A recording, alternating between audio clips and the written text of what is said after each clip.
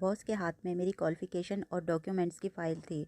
मैं नौकरी के लिए इंटरव्यू के लिए आई थी, लेकिन उस शख्स की नज़रें फ़ाइल की बजाय मुझ पर टिकी हुई थी। वह लगभग 50 साल का आदमी पैंट कोट पहने अपनी पर्सनल सेक्रेटरी के लिए लड़कियों का इंटरव्यू ले रहा था। मुझे हैरानी इस बात की थी कि मैं पिछले 15 मिनट से उसके सामने बैठी थी, लेकिन उसने मुझसे एक भी सवाल नहीं पूछा था, बल्कि ठीक से मेरी फ़ाइल तक नहीं देखी थी। उसकी नज़रें सिर्फ मुझ पर थीं। शायद इसका कारण मेरी सुंदरता थी। मेरी गिनती स्मार्ट लड़कियों में होती थी, लेकिन मैं सिर्फ सुंदरता में धनी थी, किस्मत में नहीं। मैंने गरीब घराने में आंखें खोली थी। बड़ी मुश्किल से एमए की डिग्री हासिल की तो नौकरी के लिए घर से निकलना पड़ा। घर पर एक बीमार माँ थी और मेरे अलावा 2 जवान बहनें और थीं। कोई भी भाई नहीं था, इसलिए मुझे ही घर गृहस्थी का पहिया चलाने के लिए घर से निकलना पड़ा। नौकरी करना मेरी मजबूरी थी। मैंने नौकरी के लिए शहर की सब बड़ी-बड़ी कंपनियों में अप्लाई किया हुआ था। मैं अपनी सुंदरता को अच्छी तरह से जानती थी कि मेरी पढ़ाई का रिकॉर्ड काम आए ना आए, मगर मेरी सुंदरता ज़रूर काम आएगी। मैं ख्वाबों ख़यालों में रहने वाली लड़की हरगिज़ न थी, इसलिए जानती थी कि मुझे नौकरी कैसे मिल सकती है। मैंने अपने हाथ में पहनी मंगनी की अंगूठी को गौर से देखा, जो आधे तोले से भी कम की थी। 2 साल पहले मेरे पड़ोस में रहने वाले मेरे दोस्त मिहिर ने दुबई जाने से पहले मुझे वह मंगनी की अंगूठी पहनाई थी। उसकी नौकरी दुबई में लग चुकी थी और वह 5 साल से पहले वापस नहीं आ सकता था। और इन 5 सालों में मेरी कोशिश थी कि अच्छी सी नौकरी करके दोनों बहनों की जिम्मेदारियों से आज़ाद हो जाऊं। वो जवान थी। मेरी और मिहिर की मंगनी हम दोनों की मोहब्बत का नतीजा थी। हम दोनों ही मिडिल क्लास फैमिली से थे, इसलिए अपनी जिम्मेदारियों की खातिर नौकरियां करने पर मजबूर थे। मुझे मिहिर से बेहद मोहब्बत थी। जब तक हम रात को एक दूसरे से बात न कर लेते, हमें चैन नहीं आता था। लेकिन ज़िंदगी भी इंसान को किस तरह से मजबूर करती है। मैंने अपनी उंगली से वह अंगूठी उतारी और वह अंगूठी अपनी एक दोस्त को ये कहकर बेच दी कि जब मेरे पास पैसे होंगे तो वापस ले लूँगी। जो पैसे मुझे अंगूठी बेचकर मिले, मैंने उनसे महंगे ब्रांड के कपड़े ख़रीदे और वह पहनकर इंटरव्यू देने गई थी। मेरे माँ बाप ने मुझे बहुत संस्कार भी सिखाए थे। मैंने सर पर दुपट्टा रखा हुआ था और उस ऑफ़िस में बैठी एक आम लड़की की बजाय उस ऑफ़िस की मालिक लग रही थी। सामने बैठे अधेड़ उम्र शख्स पर शायद मेरी सुंदरता का जादू चल चुका था। उसने फ़ाइल मेरे सामने रखी और कहने लगा, आप कल से ऑफ़िस ज्वाइन कर सकती हैं मिस राधा। मैं खुश हो गई। मैंने पूछा, मेरी तनख्वाह कितनी होगी? मेरे इस सवाल पर वह मुझे देखकर मुस्कुराया और अपनी चेक बुक उठाई, उस पर कुछ फ़ील किया और चेक मेरी तरफ बढ़ा दिया। कहने लगा, आप जैसी प्यारी पर्सनल सेक्रेटरी को मैं एडवांस फ़ीस देता हूँ। और चेक देखकर मेरे होश उड़ गए थे। वे 2 लाख का चेक था। मैंने हैरान होकर उस आदमी की तरफ देखा। मैंने पहले कहीं भी नौकरी नहीं की थी, मुझे बिल्कुल भी एक्सपीरियंस नहीं था और मेरा क्वालिफ़िकेशन रिकॉर्ड भी कुछ ख़ास अच्छा ना था। और मेरी सुंदरता के हिसाब से भी मुझे वे पैसे बहुत ज़्यादा लग रहे थे। 2 लाख की रकम कोई कम तो नहीं होती। कुछ देर के लिए तो मेरा दिल ठिठका था। फिर उस आदमी की तेज़ नज़रों का नतीजा था कि मैंने अपना दुपट्टा ठीक से लिया, अपना गला साफ़ किया। मैंने कहा, मैं अभी नई हूँ और आपको बता भी चुकी हूँ कि सब कुछ आपको ही सिखाना पड़ेगा। मैं उस एसी के चिल्ड कमरे में भी पसीने से नहाई हुई थी। वह चेक मेरी उम्मीद से बहुत बढ़कर था और मेरी बात पर वह अजीब तरीके से मुस्कुराया था। फिर अपनी जगह से उठते हुए बोला, आप चिंता ना करें, मैं आपको बहुत कुछ सिखा दूंगा। मैं उसकी बात पर कुछ परेशान हुई थी, फिर उठकर कमरे से चली गई। ऑफिस से बाहर निकलते हुए भी मैं गहरी सोच में गुम थी कि मुझ जैसी सीखने वाली लड़की को भला 2 लाख कौन बेवकूफ़ तनख्वाह दे सकता है, और वह भी सिर्फ इसलिए कि मैं खूबसूरत हूँ। इसके अलावा तो मुझे और कोई वजह समझ में नहीं आ रही थी, क्योंकि ना तो मैं कोई मल्टी टैलेंटेड थी और ना ही मैंने कंप्यूटर कोर्स कर रखा था। मैं उन्हीं उलझों में सोचों के साथ घर पहुंची तो रेनू ने दरवाज़ा खोला और मुझे आस भरी नज़रों से देखा। जब ये खुशखबरी मैंने सबको सुनाई तो सब ही खुश थे। मैंने उन चेक के पैसों से अपनी शॉपिंग भी की, क्योंकि मुझे अब ऑफिस जाना था। लेकिन वह जो डिमांड मेरे बॉस ने मुझसे 1 हफ्ते के बाद की, वे सुनकर मेरे होश उड़ गए थे। मुझे 1 हफ्ता हो गया था, लेकिन मुझे अभी तक ये समझ में नहीं आया था कि मुझे ऑफिस में काम क्या करना है। मैं पूरा दिन बस बॉस के ऑफिस में बैठी रहती थी। ना ही मुझे बॉस ने अपनी मीटिंग के बारे में कोई जानकारी दी। मुझे यूँ महसूस हो रहा था जैसे मैं कोई डेकोरेशन पीस हूँ, एक खूबसूरत महंगी डमी जिसे देखकर मेरा बॉस अपनी आंखें ठंडी करता हो। मैं जब तक बॉस के रूम में बैठी रहती, वह मुझे घूर कर देखता रहता, मुझे साथ अपनी मीटिंग पर भी लेकर जाता था। लेकिन मुझसे कुछ भी डिस्कस नहीं करता था। बस मैं कीमती चीज़ की तरह एक कुर्सी पर बैठी रहती थी। मैं 1 हफ़्ते में ही इस काम से बोर हो गई थी। मैंने 1 हफ़्ते के बाद ही बॉस से कह दिया कि आखिर आप मुझसे कोई काम क्यों नहीं लेते हैं?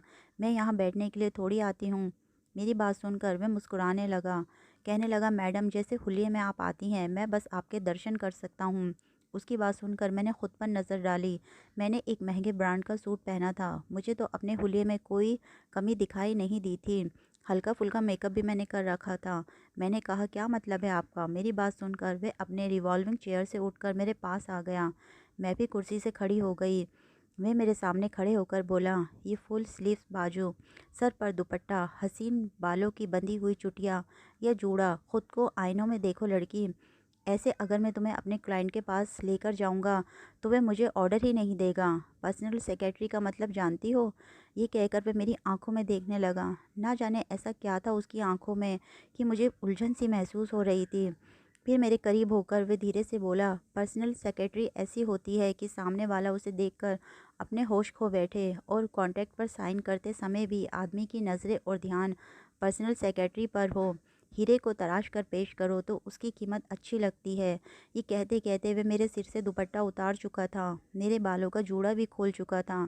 मैं ऐसे खड़ी थी जैसे मेरे सोचने समझने की शक्ति ख़त्म हो गई हो। अचानक ही मुझे ऐसा लगा जैसे वे मेरे बहुत ही करीब खड़ा हो।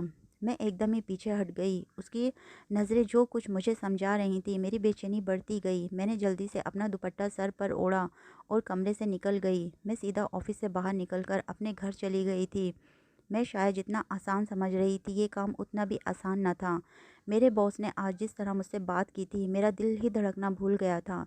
मैं सोच चुकी थी कि एडवांस में से जितने पैसे खर्च कर चुकी हूँ, वे भी थोड़े-थोड़े जमा करके लौटा दूँगी और बाकी पैसे मेरी मम्मी के पास थे, वह उनसे वापस लेकर उस बॉस को लौटा दूँगी।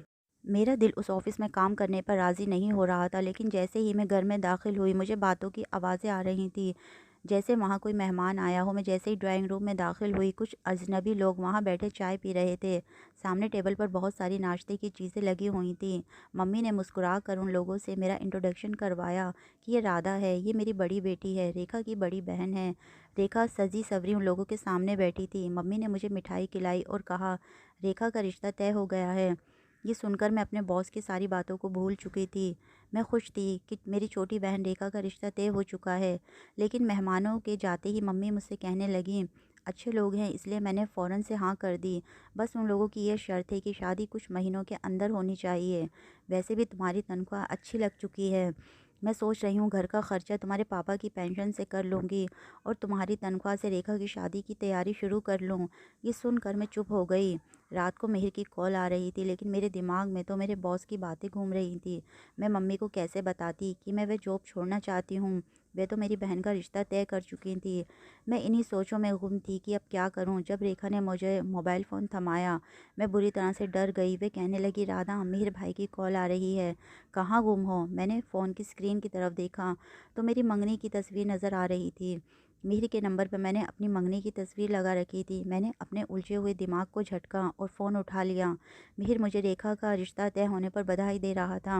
वे कहने लगा, अच्छा है रेखा की शादी जल्दी हो रही है।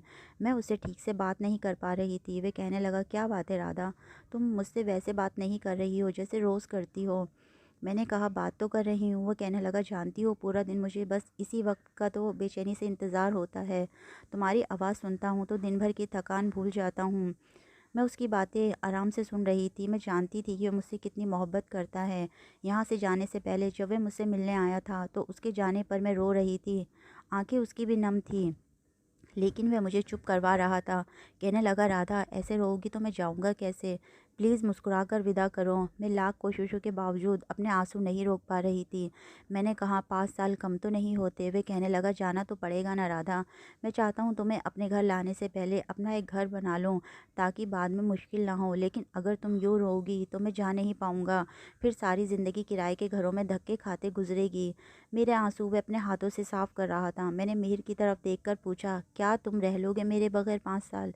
मेरे सवाल पर उसकी आंखों में नमी उतरी थी, लेकिन वह फ़ौरन से ब्लैक ग्लासेस पहनकर कहने लगा, तुम्हें अपने नाम की अंगूठी इसलिए पहना कर जा रहा हूँ ताकि मुझे तुम्हें खोने का डर ना हो।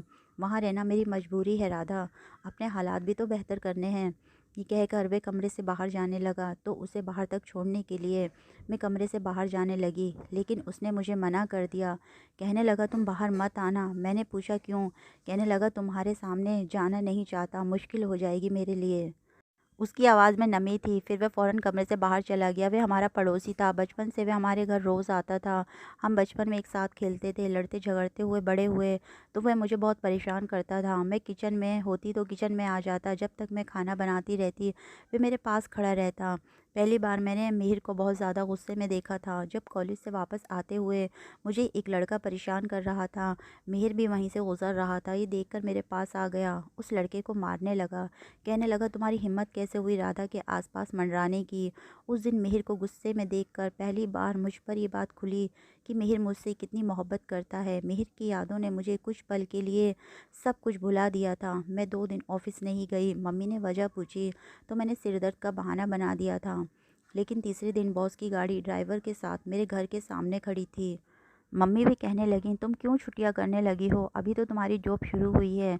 ये ना हो तुम्हारी छुट्टियों की वजह से नौकरी छूट जाए। देखा कि शादी भी सिर पर है। मम्मी की बातें सुनकर मैं ऑफिस जाने के लिए तैयार हो गई। बॉस कभी भी ऑफिस स्टाफ के लिए अपनी पर्सनल गाड़ी नहीं भेजते थे।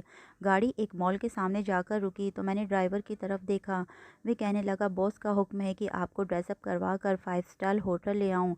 वहाँ बॉस की कुछ आउट ऑफ कंट्री क्लाइंट्स के साथ मीटिंग है। मैं उस ड्राइवर के साथ उस मॉल में बनी एक बहुत बड़ी बुटीक में चली गई। वहाँ पहले से ही मेरे लिए एक ड्रेस तैयार था, जिसे देखकर मैं शर्म से पानी पानी हुई थी। मैंने उसे पहनने से साफ इनकार कर दिया। ड्राइवर ने बॉस का नंबर मिलाकर मुझे फ़ोन थमा दिया। मैंने बॉस से कहा कि मैं ऐसे कपड़े नहीं पहन सकती।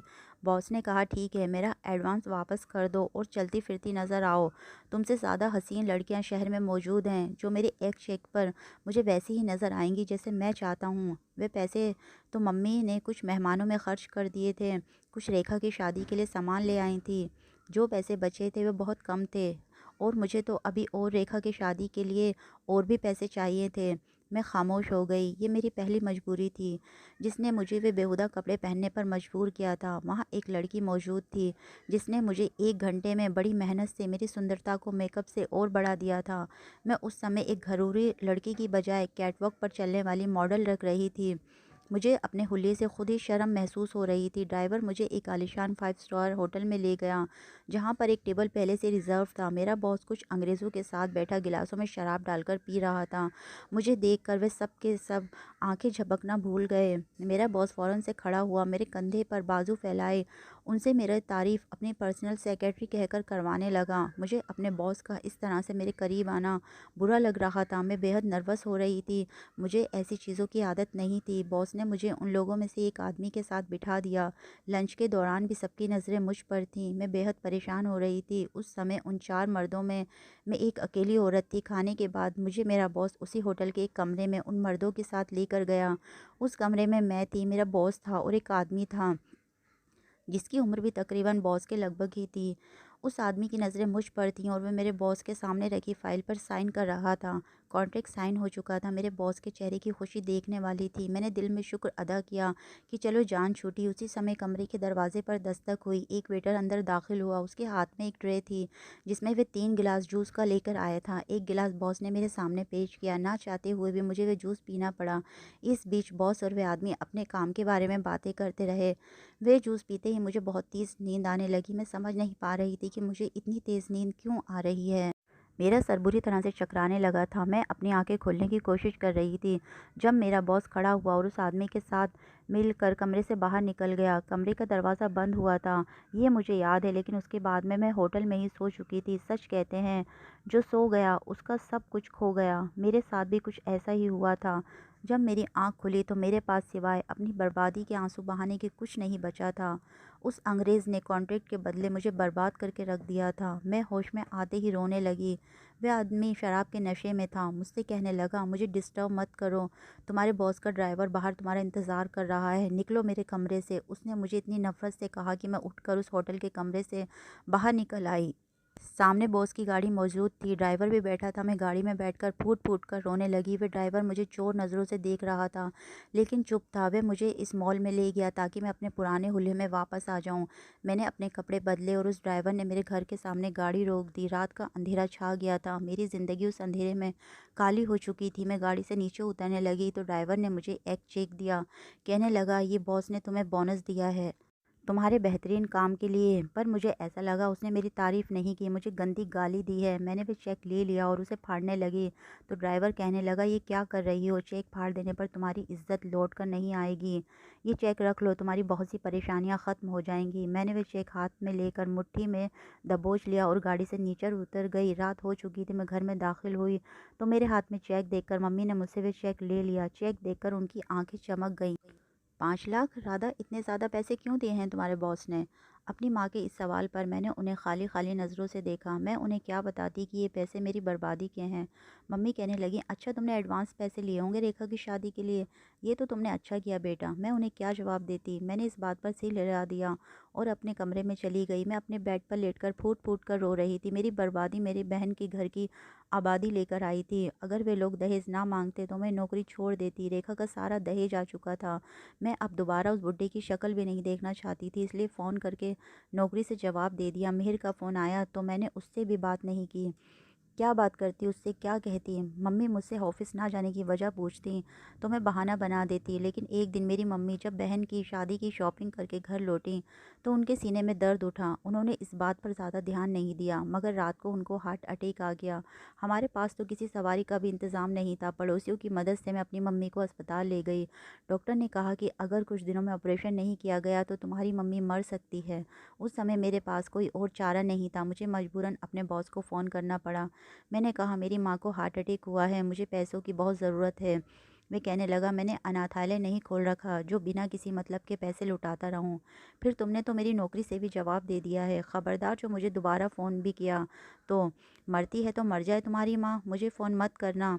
वे फ़ोन बंद कर चुका था। मैं रोने लगी। अगली सुबह मैं उसके ऑफिस के रूम में उसके आगे हाथ जोड़े खड़ी थी। उससे अपनी माँ की जान बचाने की भीख मांग रही थी और वह आदमी सामने कुर्सी पर बैठा सिगार पी रहा था।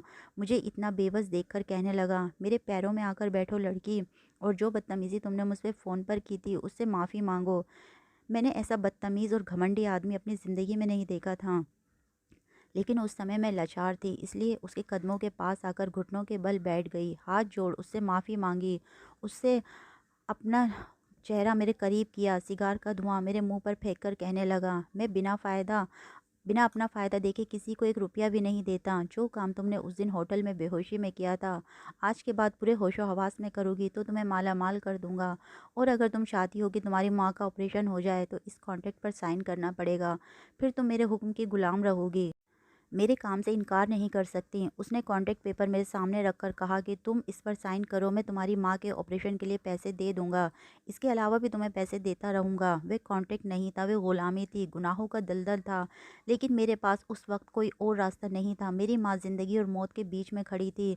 मैंने आंसू भरी आंखों से उस कॉन्ट्रैक्ट पेपर को देखा। मेरी इज्जत की धज्जियाँ उड़ाने की हर बात उसमें लिखी थी। मैं कांपते हाथों से उस पर साइन करने लगी तो आंखों के सामने मिहिर का चेहरा आने लगा। लेकिन उस समय मेरी माँ की ज़िंदगी मेरे लिए सबसे ऊपर थी।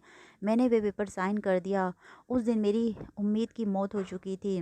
उस आदमी के चेहरे पर कमीनगी भरी मुस्कुराहट फैली हुई थी। मैंने अपनी आंखों से आंसू साफ किए और कहा कि वह मुझे चेक बना दे, मुझे अपनी माँ का ऑपरेशन करवाना है। वह कहने लगा, "इतनी जल्दी भी क्या है?" मैंने कहा, "मैं डॉक्टर को कहकर आई हूँ कि मैं पैसे का इंतज़ाम करके आऊँगी।" मेरी सिसकियाँ रुक ही नहीं रही थी, मगर सामने बैठा वो आदमी बेरहम और हिसाब का पक्का था। कहने लगा, "तुम मेरे साथ होटल जाओगी और मेरा ड्राइवर हॉस्पिटल में तुम्हारी माँ के ऑपरेशन के पैसे जमा कर देगा।" मैंने आज तक ऐसा आदमी नहीं देखा था। मुझे उस आदमी से इतनी नफ़रत हो रही थी कि अगर मेरे बस में होता तो मैं उसे जान से मार डालती। मैं कहीं भागी तो नहीं जा रही थी। कॉन्ट्रैक्ट भी साइन कर चुकी थी, उसकी ग़ुलामी तक करने को तैयार थी। लेकिन उस आदमी के अंदर इंसानियत मर चुकी थी। मैंने अपनी बहन को फ़ोन किया तो उस समय मम्मी के पास अस्पताल में थी। मैंने कहा कि पैसे उसके पास पहुंच जाएंगे, वे ऑपरेशन करवा ले, मुझे एक ज़रूरी मीटिंग पर जाना है। एक ऐसे आदमी के साथ समय गुजारना भी किसी सज़ा से कम नहीं होता जिससे आपको सबसे ज़्यादा नफ़रत हो। मैं रात को अस्पताल पहुंची तो मेरी बहन मुझे रोते हुए देखने लगी। कहने लगी, दीदी आपके लिए माँ से बढ़कर मीटिंग थी। वे रो रही थी। उसे क्या बताती कि मैं अपनी माँ की ज़िंदगी की कौन सी कीमत अदा करके आई हूँ। वे मेरे गले लगकर रोने लगी। कहने लगी, दीदी माँ मर चुकी है। उसकी इस बात ने तो मुझे जीते जी मार डाला था। वे कहने लगी, ऑपरेशन के बाद उनकी हालत बिगड़ गई थी। ऑपरेशन से कुछ मिनट पहले आपका पूछ रही थी। उनके होठों पर फिर एक ही नाम था कि राधा कहाँ है। वे रहते हुए मुझे बता रही थी और मुझे लगा किसी ने मेरे सिर पर आसमान फेंक दिया हो। मैं वहीं चकरा कर गिर गई और बेहोश हो गई। मेरी गुलामी और इज्जत की नीलामी मेरी माँ की जान नहीं बचा सकी थी। मैं अगर अपने कॉन्ट्रैक्ट से पीछे हटती तो वह आदमी मुझ पर केस कर देता। मैंने अपने मंगेतर को फ़ोन किया। मैंने उससे कहा कि मैं तुमसे शादी नहीं कर सकती। वह मुझसे कारण पूछता रहा। कहने लगा, राधा तुम होश में तो हो, मुझे बताओ हुआ क्या है। मैंने मिहिर को कोई जवाब नहीं दिया और फ़ोन बंद कर दिया। मैंने उससे रिश्ता ख़त्म कर दिया था। उसके साथ झूठ और बेईमानी नहीं कर सकती थी। मैं जिस रास्ते पर चलने लगी थी वहाँ से कब कोई औरत वापस लौट सकती है। फिर मैं जानती थी कि जहाँ मिहिर काम करता है वहाँ 5 साल का कॉन्ट्रैक्ट है। उसका पासपोर्ट उस कंपनी के पास है। वे 5 साल से पहले मिहिर को वापस नहीं आने देंगे। मैं उसके काबिल नहीं रही थी। बेहतर था कि मैं अपने रास्ते अलग कर लेती। मैंने अपने आप को अंदर से मार डाला था। उस आदमी के अब सारे कॉन्ट्रैक्ट मेरी वजह से पास हो रहे थे। वे दिन रात दुगनी दिन चौगनी तरक्की करने लगा था। लेकिन मैं गुनाहों के दलदल में फंसती चली गई। एक बार वे मेरे साथ उस समय गुजार कर वापस अपने घर जाने लगा तो मैंने उससे कहा कि वो मुझसे शादी कर ले। मुझसे अब ये पापों भरी ज़िंदगी जी नहीं जाती। वे कहने लगा, तुमसे शादी मैं क्यों करने लगा। तुम जैसी लड़कियां सिर्फ हम बिजनेसमैन और अमीर पैसे वाले लोगों का दिल बहलाने के लिए होती हैं, शादी के लिए नहीं होती। ये कहकर वे चला गया। मैंने आखिरी बार अपने बहते हुए आंसू पोंछे थे। अब उसके सारे कारोबार को मैं समझ चुकी थी। 6 से 8 महीने के अंदर मैंने उस आदमी को टोटली अपने ऊपर डिपेंड कर दिया था। वे मेरे बिना बिल्कुल ज़ीरो था। मेरी सुंदरता उसे पागल बना चुकी थी। ये कहना ज़्यादा बेहतर होगा कि मैं उसके बारे में सारी इन्फॉर्मेशन रखती थी। उसकी हर डील पर दूसरा साइन मेरा होता था। मैंने उसे शराब पीने का इतना आदी बना दिया कि वे कई कई दिन होटल के कमरे में नशे में धुत पड़ा रहता था। नशे की हालत में मैंने उसकी हर प्रॉपर्टी, यहाँ तक कि उसका बंगला भी अपने नाम करवा लिया था। मैं उसे पाई पाई का मोहताज करना चाहती थी। उसकी क्लाइंट्स अब मुझसे डील करते थे। मैं उसकी हर चीज़ अपने नाम कर चुकी थी। मैंने अपनी बहनों की शादियां बहुत धूमधाम से की थीं। अपना आप बेचकर मैंने उन्हें इज्जत की ज़िंदगी दी थी। जब मैंने उस इंसान का सब कुछ अपने नाम कर लिया तो फिर उस दिन बड़ी बेचैनी से मैं अपने ऑफिस के उसी रूम में उसी की रिवॉल्विंग चेयर पर बैठी उसका इंतज़ार कर रही थी। उसने शायद अपनी बेटी की सालगिरह पर उसे तोहफा देने के लिए बैंक से पैसे निकलवाने थे, लेकिन बैंक अब मेरे इशारे पर चलता था। वे बुढ़ा बड़ी तेज़ कदमों उठाते हुए कमरे में आया। मुझे अपनी कुर्सी पर बैठा देखकर उसे हैरत का झटका लगा था। मेरे होठों पर सिगरेट थी। बुराई के जिन रास्तों पर मैं चल पड़ी थी, जब मुझे अपने आप से नफरत होती तो मैं सिगरेट का सहारा ले लेती थी। पाप के रास्ते पर जो मैं चल रही थी, मगर मेरी आत्मा हर समय मुझे धिक्कारती थी। मुझे देखकर वे वहीं दरवाजे पर खड़ा हो गया। मैंने उस पर एक गुस्से वाली नज़र डाली और कहा कि आपको अंदर आने के मैनर्स नहीं मालूम। पहले दरवाजे पर नॉक करते हैं, फिर इजाज़त मांगते हैं, इजाज़त मिले तो अंदर आते हैं। मेरी बात सुनकर वे चिल्लाने लगा। कहने लगा, क्या बकवास कर रही हो तुम। मैंने कहा, मुझसे तमीज़ से बात करो या मैं अपने नौकर को बुलाकर धक्के देकर तुम्हें बाहर निकलवा दूं। वे कहने लगा, तुम शायद अपनी औकात भूल गई हो। उसी वक्त कमरे के बाहर वकील साहब मुझसे अंदर आने की इजाज़त मांग रहे थे। मैंने उन्हें अंदर आने की इजाज़त दी। मैंने उस वकील से कहा कि अब आप इनको इनकी असल औकात दिखा दें। वकील ने सारे कागजात उसे दिखा दिए तो वह यूं था जैसे उसे जीते जी मौत की सज़ा सुना दी गई हो। वे खड़ा का खड़ा रह गया था। कहने लगा, तुमने मुझे धोखा दिया है। मैंने कहा, तुमने भी मुझे नशा पिलाकर धोखे से एक दरिंदे के हवाले कर दिया था, कुछ पैसों के लिए। मैंने तो हिसाब बराबर किया है। उसका टूटा हुआ घमंड और धुआं होता चेहरा देखकर मेरे अंदर बैठी बेबस औरत आज नाच रही थी, झूम रही थी। मैंने कहा, कल तक अपना बंगला खाली कर देना वरना धक्के मार कर घर से निकाल दूंगी। आज तक जिन आंखों में मैंने सिर्फ घमंड और गुरूर देखा था, आज उन आंखों में आंसू देख रही थी, बेबसी देख रही थी। वह रोने लगा। कहने लगा, मुझे माफ़ कर दो। मैंने उसकी एक नहीं सुनी। गार्ड को बुलवाकर उसे बाहर निकलवा दिया। कुछ देर बाद उसकी बेटी रोती हुई मेरे पास आई। कहने लगी, उसके बाप को हार्ट अटैक हुआ है, डॉक्टर ने ऑपरेशन का कहा है, मुझे पैसों की सख्त ज़रूरत है। मैंने भी उस लड़की से वही कॉन्ट्रैक्ट साइन करवाया, वही बातें बोली जो कभी उसके बाप ने मुझसे कही थी। वह भी आज मेरी जगह खड़ी हुई थी। रोते हुए उसने साइन किया। मैंने उसे एक होटल में भिजवा दिया और ड्राइवर को हॉस्पिटल उसके बाप के ऑपरेशन की फ़ीस जमा करवाने भेज दिया। मैं ऑफिस के रूम में बैठी थी, लेकिन बेहद बेचैन थी। मुझे लगा उस लड़की के साथ जो कुछ हो रहा है उसमें उसका तो कोई दोष नहीं है, कसूर उसके बाप का था। तो फिर इस मुश्किल में वे लड़की क्यों फंसे?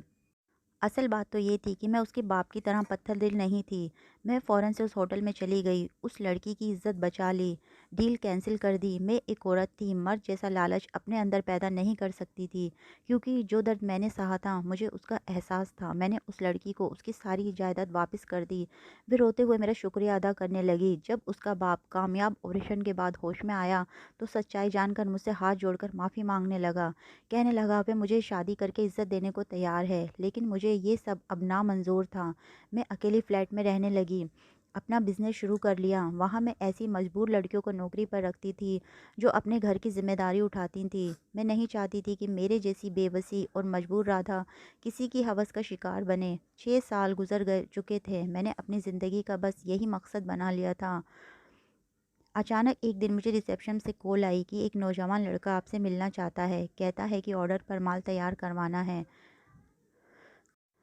मेरी एक बच्चों के गारमेंट्स की कपड़ों की फैक्ट्री थी, जहां लेडीज़ वर्कर्स बच्चों के कपड़े सिलाई करती थी। शायद वही लेने आया होगा। मैंने कहा, उसे अंदर भेज दो। मैंने अपना नज़र का चश्मा ठीक किया, सिगरेट जलाकर अपने होठों पर लगा लिया। मेरे कमरे का दरवाज़ा खुला। सामने जो आदमी खड़ा था, उसे देखकर मैं सांस लेना भूल गई। पैंट कोट पहने मेरे सामने खड़ा हुआ इंसान कोई और नहीं बल्कि मिहिर था। नज़र का चश्मा तो उसे भी लग चुका था। मेरे होठों से सिगरेट छूटकर सामने रखे टेबल पर गिरा था और मैं एकदम से खड़ी हो गई थी। मैंने कहा, तुम यहाँ? कहने लगा, क्यों, मैं नहीं आ सकता? मैंने टेबल से सिगरेट उठा लिया, सामने रखे हुए एशट्रे में बुझा दिया। उसने एक नज़र एशट्रे में बुझी हुई सिगरेट के ऊपर डाली, दूसरी तीखी नज़र मुझ पर डाली, जैसे पूछ रहा हो, ये सब क्या है? मैं चाहती थी वे वहाँ से चला जाए, मुझसे कोई भी सवाल जवाब ना करे। मैं उसे कुछ भी बताना नहीं चाहती थी, उसे देखना भी नहीं चाहती थी, ना ही उसका सामना करना चाहती थी। वे मेरे पास आकर खड़ा हो गया, कहने लगा, चलो मेरे साथ, मुझे तुमसे बात करनी है। मैंने कहा, मुझे तुमसे कुछ नहीं कहना, मेरा तुमसे कोई रिश्ता नहीं है। मेरा ये कहना था। उसने मेरा हाथ पकड़ लिया, कहने लगा, रिश्ता तुमने तोड़ा था, मैंने नहीं। ये कहकर वह मुझे अपने साथ बाहर ले जाने लगा। मैं वहाँ पर अपना तमाशा नहीं बनाना चाहती थी। सारे वर्कर्स मुझे देख रही थी। मैं खामोशी से उसके साथ बाहर आ गई। बाहर गाड़ी खड़ी थी। कहने लगा, अगर तुम ये नहीं चाहती कि यहाँ शोर शराबा हो, कोई तमाशा हो, तो चुपचाप गाड़ी में बैठ जाओ। मैं गाड़ी में बैठ गई। वह मुझे समंदर किनारे ले गया। गाड़ी से उतरकर मेरा हाथ पकड़कर मुझे समंदर के किनारे के पास ले गया। कहने लगा, बताओ क्या हुआ था कि तुमने एक फ़ोन कॉल करके मुझसे मेरे जीने का कारण छीन लिया? कितना आसान था तुम्हारा मुझसे हर रिश्ता ख़त्म कर देना। बुरे हालात किस पर नहीं आते, लेकिन कोई अपने चाहने वालों के साथ यूँ नहीं करता जैसे तुमने किया है। मैंने कहा, मैं तुम्हारे काबिल नहीं रही। मैंने सोचा उसे सब कुछ सच सच बता देती हूँ, ताकि वह अपना रास्ता बदल ले। मैंने रोते रोते उसे सब कुछ बता दिया, कुछ भी नहीं छुपाया। मुझे ऐसे लग रहा था कि मैं अपने टूटे हुए दिल का एक एक घाव इसे दिखा दूँ। वे बोला, तुम मेरी मोहब्बत थी, तुमने मुझ पर एक बार भी भरोसा नहीं किया, एक बार भी अपना समझकर अपनी तकलीफ़ को मेरे सामने नहीं रखा। मुझसे कहती, मैं तुम्हें अपनाता, तुमने क्यों दूसरों के सामने हाथ जोड़कर अपने आप को अपनाने के लिए कहा? ये गलत किया। आज वे फिर मेरे बहते आंसुओं को अपने हाथों से पोंछ रहा था। कहने लगा, छोड़ो इन सब बातों को, ये बताओ तुम्हारे घर कब आऊँ बारात लेकर? मैंने हैरान होकर उसकी तरफ देखा। मैंने कहा, ये सब जानकर भी तुम मुझे अपनाना चाहते हो? क्या पागल हो? तुम्हें कोई भी अच्छी लड़की मिल सकती है। वे कहने लगा, मैं एक अच्छी लड़की से ही कह रहा हूँ, मैं अब भी तुमसे मोहब्बत करता हूँ। तुम्हारी बातें सुनने के बाद भी मेरे दिल में तुम्हारी मोहब्बत तिनका बराबर भी कम नहीं हुई है। मैं जानता हूँ तुमने जो कुछ किया है मजबूर होकर किया है। मैं नहीं जानती कि मर्द का ही कौन सा रूप है जो मुझे मिहिर के अंदर नज़र आ रहा था, लेकिन ये बात तो सच थी कि एक सहारे की ज़रूरत तो मुझे भी थी, इसलिए मैंने इनकार नहीं किया। मेरी शादी मिहिर के साथ हो गई। उसने मुझे इतना प्यार दिया कि मैं अपने सारे पिछले दुख दर्द भूल गई।